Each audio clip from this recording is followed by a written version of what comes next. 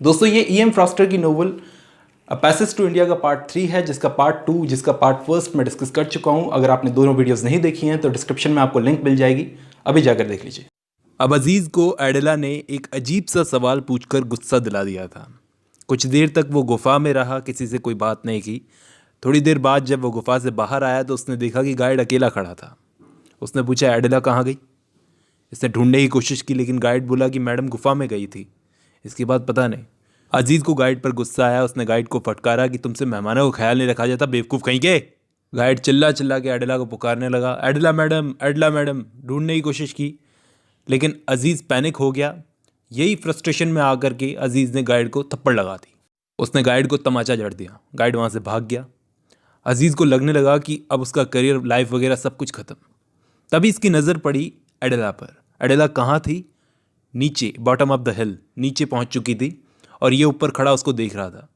उसने देखा कि एडेला कार के पास खड़ी किसी लेडी से बात कर रही। फिर वहीं खड़े खड़े अजीज़ की नज़र पड़ी एडेला के चश्मे पर, जो कि केव की एंट्रेंस पर टूटा हुआ पड़ा था।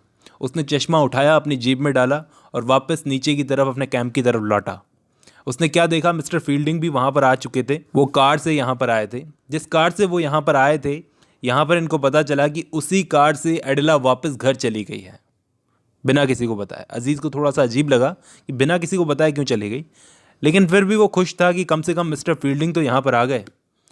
मिस्टर फील्डिंग को मामला कुछ अजीब सा लगा, सही नहीं लग रहा था कि एडेला ऐसे इमिजिएटली कैसे चली गई, जबकि ये अजीज़ अभी भी यही सोच रहा था कि एडेला मुझसे ऐसा क्यों पूछ रही थी कि तुम्हारी कितनी वाइफ्स हैं। मिस्टर फील्डिंग ने पूछा, अजीज़ सच सच बताओ कि ऊपर ऐसा क्या हुआ जो एडेला इस तरह से भाग गई। लेकिन अजीज़ ने सच नहीं बताया कि उसने मेरी वाइफ्स के बारे में पूछ लिया था, इसलिए मैंने उसको अकेला छोड़ दिया था। फिर मिस्टर फील्डिंग बोले कि इस तरह से तुम्हारी इंसल्ट नहीं करनी चाहिए थी अजीज़ उसको। शाम के वक्त ये हाथी पर बैठकर ट्रेन के पास पहुंचे। मिस्टर फील्डिंग ने पूछा, अजीज़ कितने पैसे खर्च हो गए आज तुम्हारे पूरे दिन में? अजीज़ बोला, लगभग 100 रुपये। खैर, अब ये पैसे 100 रुपये तो इसको मिल जाएंगे अजीज़ को, लेकिन अजीज़ ने इससे ज़्यादा ही पैसे खर्च किए अपने मेहमानों के लिए। वो बता नहीं रहा।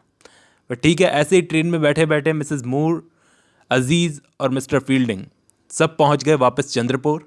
लेकिन वहाँ पर पहुँचते ही, स्टेशन पर उतरते ही पुलिस वालों ने अजीज़ को गिरफ्तार कर लिया, अरेस्ट कर लिया। देखते ही अजीज़ तो पैनिक हो गया। वो ट्रेन के दूसरे दरवाजे से भागना चाहता था, लेकिन मिस्टर फील्डिंग ने उसे पकड़ लिया, उसे शांत करवाया और कहा कि पुलिस के साथ कोऑपरेट करो।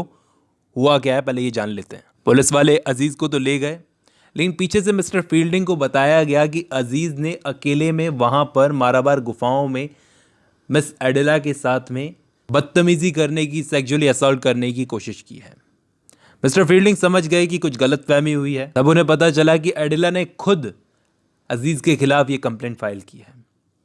मिस्टर फील्डिंग बोले, एडेला पागल हो गई है, अजीज़ ने ऐसा कुछ नहीं किया है, मैं जानता हूँ अजीज़ को, वो ऐसा नहीं कर सकता। तो मिस्टर फील्डिंग से पूछा गया कि आपका वो कौन लगता है जो आप उसकी साइड ले रहे हो?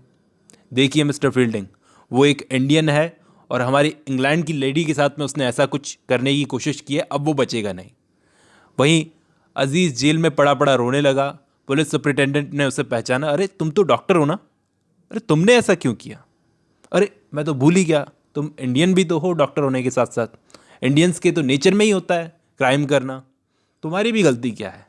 तभी मिस्टर फील्डिंग वहाँ पर आए। पुलिस सुपरिटेंडेंट ने उनसे कहा कि मिस एडेला ने बयान दिया है कि अजीज़ के साथ उनकी हाथापाई हुई थी केव के अंदर, तब उनका चश्मा टूट गया। चश्मा हमें अजीज़ की पॉकेट में से मिला है, जेब में से मिला है, और ये एविडेंस अजीज़ के खिलाफ है। मिस्टर फील्डिंग को समझ में नहीं आ रहा कि क्या हो रहा है, क्या चल रहा है, क्या हुआ क्या है, लेकिन इतना श्योर थे वो कि अजीज़ ने कुछ नहीं किया। पुलिस वालों ने जो भी एविडेंस इकट्ठे किए उनमें ये भी सामने आया है कि जिस कार में बैठकर एडेला आई थी, उस कार की मालकिन ने भी देखा था कि एडेला ऊपर से माराबार केव से डरी डरी नीचे उतरी हैं। शायद उसके साथ कुछ हुआ होगा। मिस्टर फील्डिंग ने कहा कि मैं एक बार खुद एडेला से मिलकर ये चीज़ को कंफर्म करना चाहता हूँ कि अजीज़ और उसके बीच में कुछ हुआ भी है या नहीं।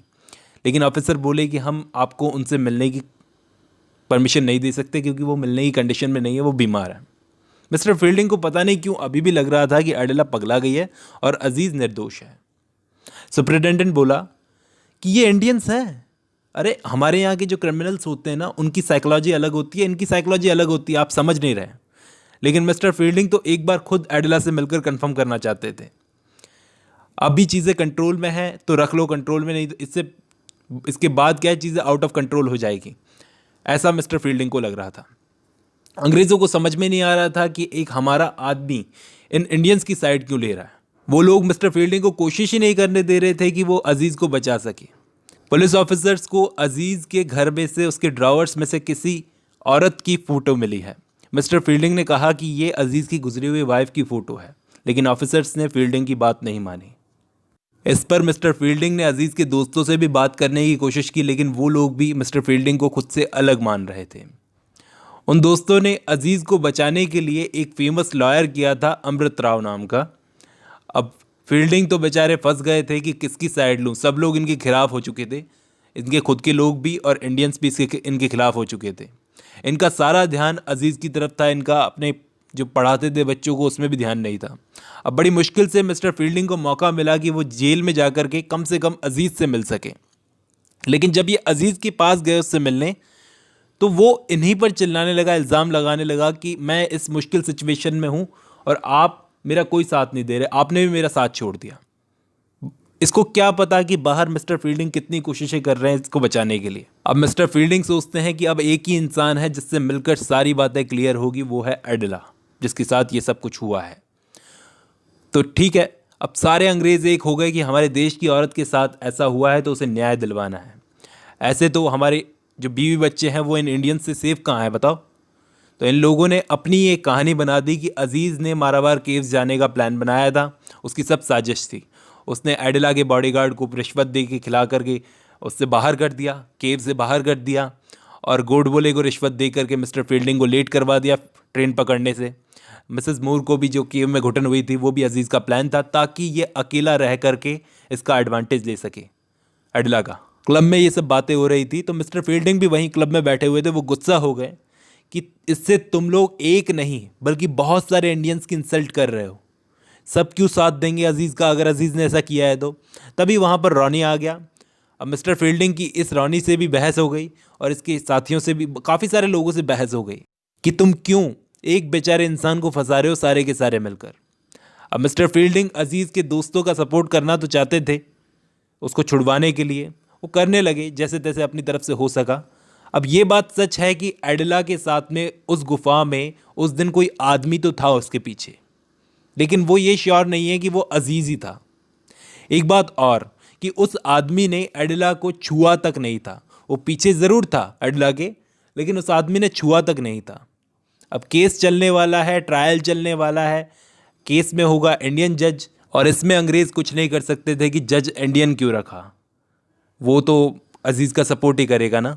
ठीक है, अब रॉनी की जो माँ है मिसेस मूर, वो खुद एडिला पर ध्यान नहीं दे रही। क्यों? क्योंकि उसे भी पता है कि एडिला ने गलत किया है, क्योंकि वो भी जानती है कि एडिला गलत है, एक मासूम को फंसाकर गलत किया है, और ये पाप हमेशा एडिला के साथ रहेगा। मिसेस मूर कहती है कि मैं इंडिया छोड़कर जा रही हूँ, मुझे जाना है। एडिला रोने लगी कि सब मुझे गलत समझ रहे हैं। तो रॉनी ने उससे अपनी माँ के बिहेवियर के लिए माफ़ी मांगी कि मेरी माँ ऐसे ही बोलती रहती है, तुमको तो पता ही है ना। लेकिन अब एडिला को भी एहसास होने लगा है कि उससे गलती हुई है, कि उसने अजीज़ इनोसेंट है और उसको फंसा करके उसने गलती कर दी है। इससे रॉनी गुस्सा हो गया कि अब एडिला भी उसको इनोसेंट मान रही है अजीज़ को, और वो सोचने लगा कि जितना जल्दी हो सके उतना जल्दी इसकी माँ को, मिसेस मूर को इंडिया छोड़कर इंग्लैंड वापस चले जाना चाहिए। और इसने अपनी माँ का वापस लौटने का सारा इंतज़ाम कर दिया, सारा बंदोबस्त कर दिया।